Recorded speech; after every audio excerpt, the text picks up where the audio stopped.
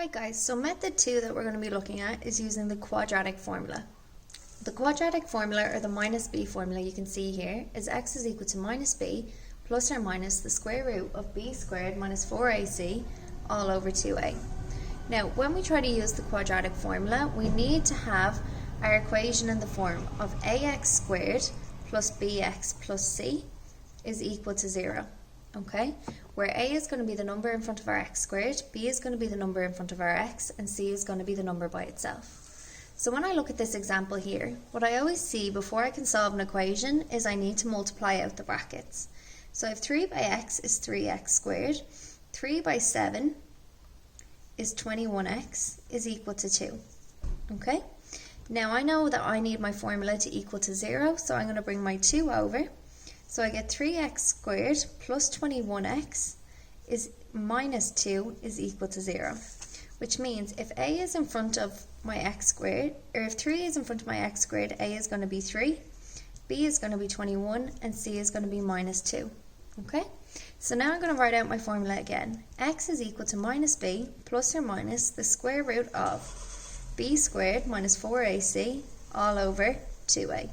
And now I'm going to substitute in my numbers.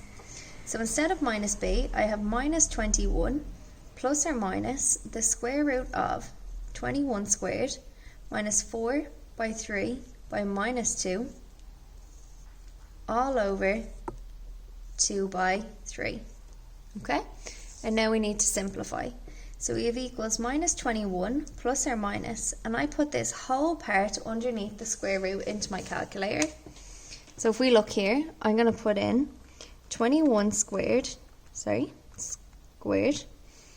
minus 4 by 3 by minus 2 equals 465. Okay, so I put 465 underneath my square root all over 6. Now again, I know I need two answers, which is why the first time I'm going to use x is equal to minus 21 plus the square root of 465 over 6. And then we're going to use x is equal to 21 minus the square root of 465 over 6. Okay? And we're going to put both answers into our calculator. So we press this fraction button first. The square root of 21 plus the square root of 465 over 6. And usually I give my answers to two decimal places by pressing the SD button.